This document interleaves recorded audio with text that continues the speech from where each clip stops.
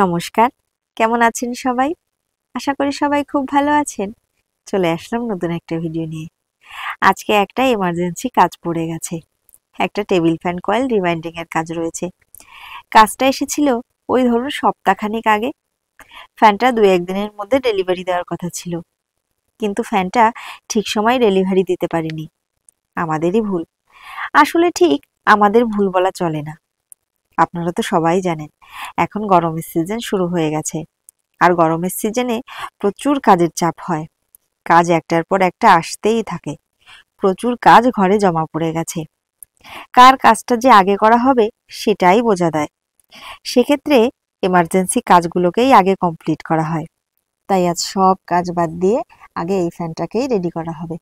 এদিকে আরও একটা ব্যাপার ঘটে গেছে জানেন তো, যার ফ্যান সেই কাকিমা এসে আমাদের বাড়ি থেকে একটা ফ্যান নিয়ে চলে গেছে। বলছে আমরা গরমের মধ্যে থাকবো কি করে, তাই তোমাদের একটা ফ্যান নিয়ে গেলাম। আমাদেরটা ঠিক হয়ে গেলে তোমাদেরটা দিয়ে যাব। সত্যি তো, এই গরমে ফ্যান ছাড়া থাকাটা বড্ড কষ্টের। তাই কাকিমাকে ফ্যানটা দিয়েই দিলাম। আজ ওনার ফ্যানের কয়েলটাকেই রিওয়াইন্ডিং করছি। প্রথমে কয়েলের তারগুলোকে গ্রাইন্ডার মেশিনের সাহায্যে কেটে বের করে নিয়েছি। তারপর নষ্ট হয়ে যাওয়া পেপারগুলোকে বের করে নিয়েছি। তারপর কয়েল করা শুরু করে দিয়েছি। প্রথমে রানিং কয়েলগুলো করে নিচ্ছি। রানিং কয়েলে 34 নম্বর তার আমি ব্যবহার করেছি আর টান দিয়েছি 390 করে। রানিং কয়েল কমপ্লিট করার পর স্টার্টিং কয়েলের কাজও শুরু করে দিয়েছি। আর স্টার্টিং কয়েলে আমি 35 নম্বর তার ব্যবহার করেছি আর টান দিয়েছি 410 করে।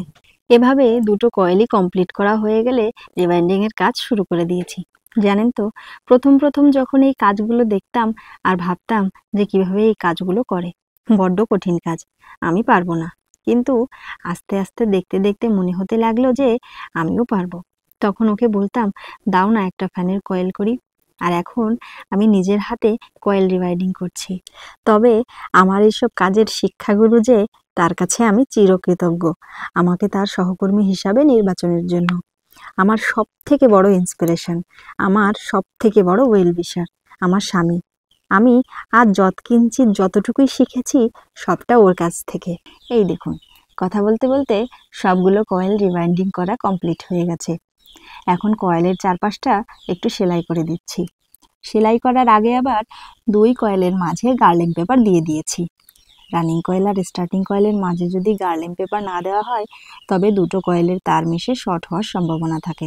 আপনারা আবার এটা ভাববেন না যে এসব ছোটখাটো কাজ তো আমরাও জানি, তাহলে এত ঘটা করে বলবার কি আছে। আমি জানি আপনারা অনেকেই আছেন ইলেকট্রিক কাজে খুব এক্সপার্ট। তার তুলনায় আমি খুবই নগণ্য একজন মানুষ। তবুও আমি আমার মতো করে একটু ক্ষুদ্র প্রচেষ্টা করলাম। কোনো ভুলচুক হলে ক্ষমা করে দেবেন। যাই হোক, এক পাশ সেলাই করে অপর পাশ উল্টে দিয়েছি। এবার অপর পাশটাও সেলাই করার পালা। তার আগে তারের কানেকশনগুলো করে নিতে হবে। প্রথমে রানিং কয়েলের কানেকশনগুলো করে নিয়েছি।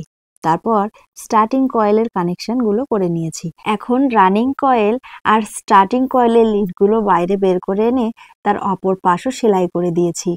যদিও আমি এক্সপার্ট ইলেকট্রিশিয়ানদের মতো অত ভালো কাজ পারি না, তবুও এই টেবিল ফ্যানের কয়েলটা নিজের হাতে রিওয়াইন্ডিং করলাম। আমার কাজটা কেমন হয়েছে অবশ্যই কমেন্ট করে জানাবেন। এবার কয়েলটাকে সিরিজ ল্যাম্প দিয়ে চেক করে নেব। বাহ, আমার রিওয়াইন্ডিং করা কয়েলটা সম্পূর্ণই ঠিকঠাক রয়েছে। যাই হোক, আজকে এই পর্যন্ত। দেখা হবে পরবর্তী কোনো ভিডিওতে। ততক্ষণ পর্যন্ত সবাই ভালো থাকবেন, সুস্থ থাকবেন, সাবধানে থাকবেন। ধন্যবাদ সবাইকে।